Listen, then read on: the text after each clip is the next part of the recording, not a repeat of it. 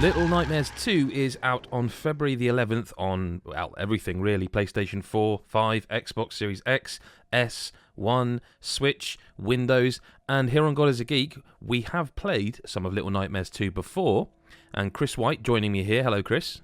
Hello, mate. You all right? I'm good, man, but you have played... Well, you've played a preview build of this twice now. The first time, and you can go and read about it. But do you know what? Since we haven't talked about this on the channel, let's just talk about what you've played overall over the two sessions, because you've just got to play a new preview build, which is, I believe, the first level is the demo level that anyone can play. Yes. And then there's another level, and you've played a level previous. So, talk to us. How are you feeling about Little Nightmares 2 right now? I think it's excellent, to be honest.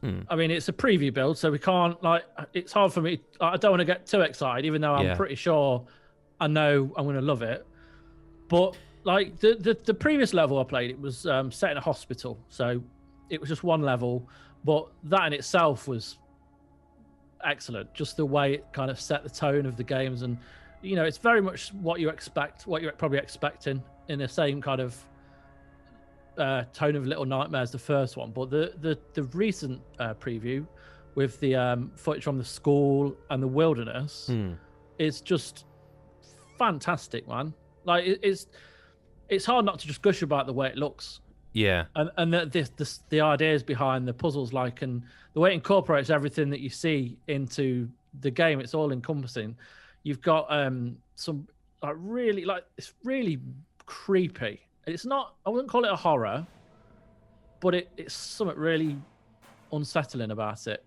But at the same time, there's this kind of lovely relationship between Six, who was the character on the first one, and Mono, who's this little boy in this one who wears a brown paper bag over his head. So I wanted to sort of get into that a little bit, because this game's co-op now, right? But also only if you want it to be, I guess. Yeah.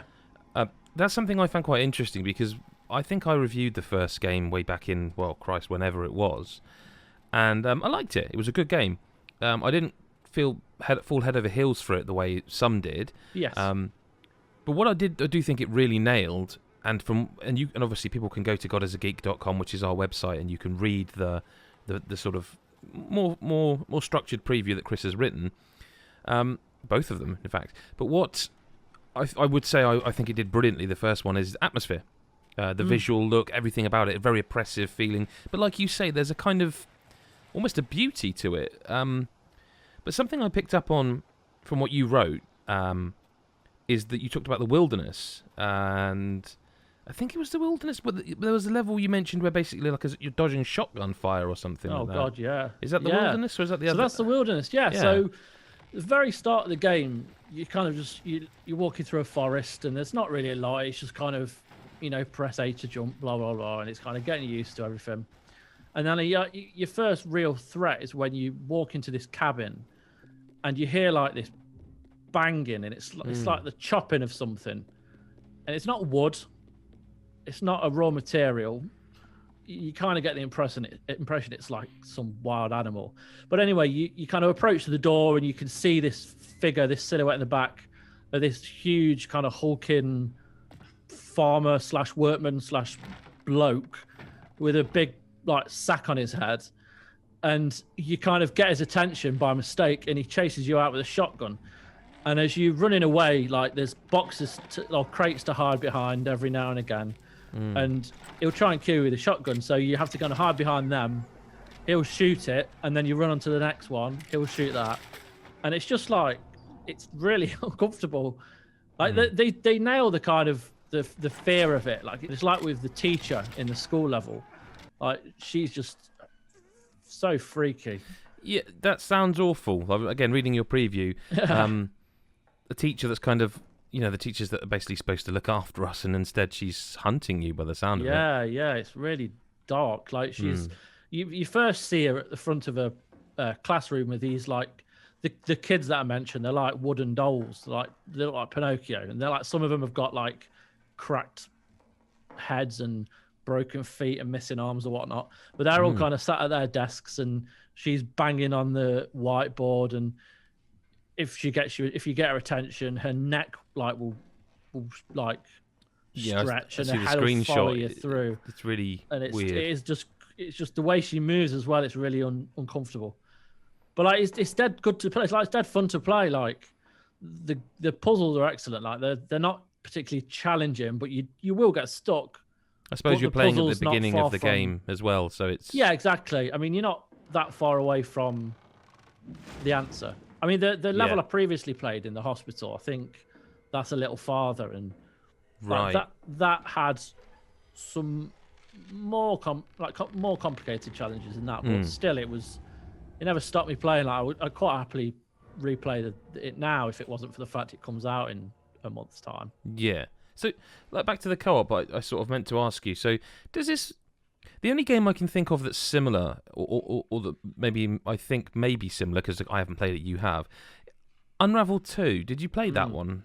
Oh, I've played it a few times, yeah. Because, again, that's co-op if you want it to, and it's, again, that side-scrolling kind of puzzle, platformer, beautiful... I mean, I don't know if we've got a genre name for these yet, because they're kind of 2D platformers, 2D puzzle platformers, but I guess... But how does the co-op...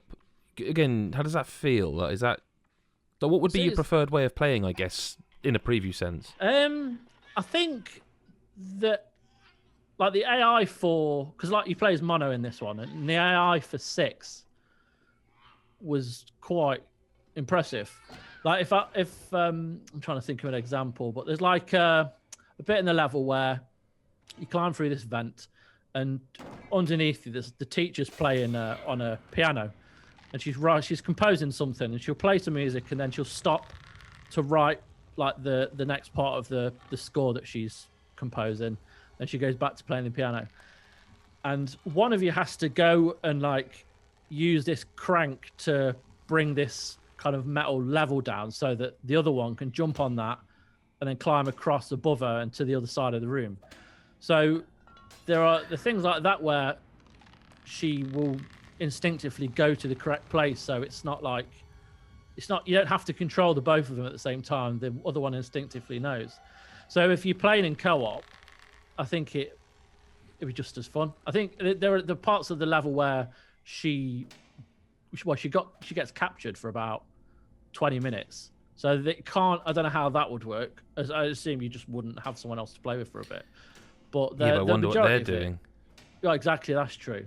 I guess. But, I mean, the majority of the game is fully co-op, and like, it'd be great. I guess the last question I've got at this stage then is, like you mentioned that you play as 6 and Mono, and it's is it the More? I think you're in the More. One of my biggest issues with the game, the first one, was that a lot of that information was gleaned from being told it outside of the game, like it was marketed that way. It was you're playing as 6 in the More. Is there of what you've played so far, is there more story, or is it very much more Little Nightmares in the way it's presented? It's exactly the same. Okay, that's fine. That's fine. Which I kind of like. I think the story is told in the setting, the visuals, like the city that you're walking through is just so beautifully designed. Like there's in fact the image that's used for the preview on our website. That scene is like staggering because the camera kind of zooms out as you walk across that wooden board, and you just see the city as it is, and it's beautifully designed. Like it's really, really pretty. I mean, I'm looking forward to playing it because these sort of games are never 50 hours long. They're always quite comfortable to just have a play of. Then they don't outstay their welcome. Absolutely, yeah. And you can do that when it comes out on February the 11th on all platforms. We'd love to know what you think. Did you enjoy the first game? Do you have any questions? Put them in the comments. We can answer them if we're able to. There is a demo available now of that first level. And make sure you go to godisageek.com and read Chris's preview of the game.